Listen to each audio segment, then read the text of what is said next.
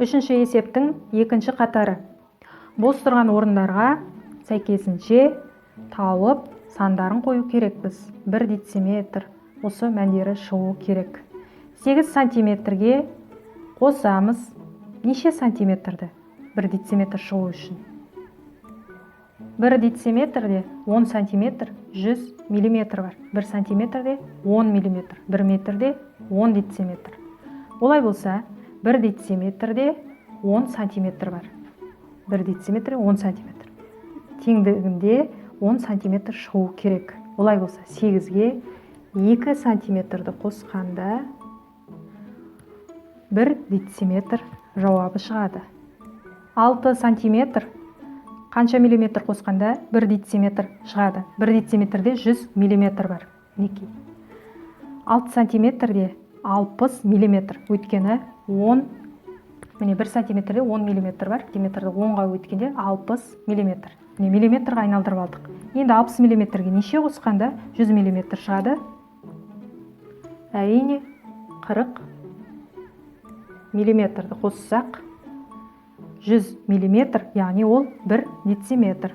Яғни өлшем бірліктерін теңестіріп алу керек. 6 сантиметр, 40 миллиметріміз 4 сантиметр. 6 сантиметр, 4 сантиметр, 1 дециметр.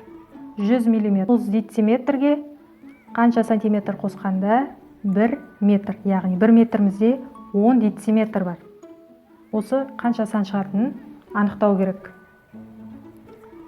1 дециметріміз 10 сантиметр. Олай болса 9 дециметріміз 90 сантиметр. Соңына 1 нөл тіркейміз, немесе 10-ға көбейтуге болады.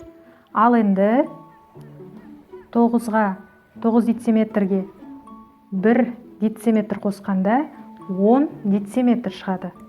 Ал 1 дециметр 10 сантиметр. Олай болса, мұнда жауабы 10 сантиметр. 9 дециметр мен 10 сантиметрдің қосындысы 1 метрге тең. 1 метріміз 10 дециметр. Мінекей.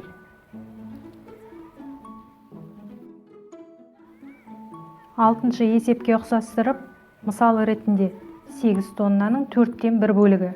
Олай болса, 8 тоннаны 4-ке бөлеміз. Бірінші амал, одан кейін 1-ге көбейтеміз шыққан мәніне. 8 4-ке бөлгенде 2, 2-ні 1-ге көбейткенде 2 тонна.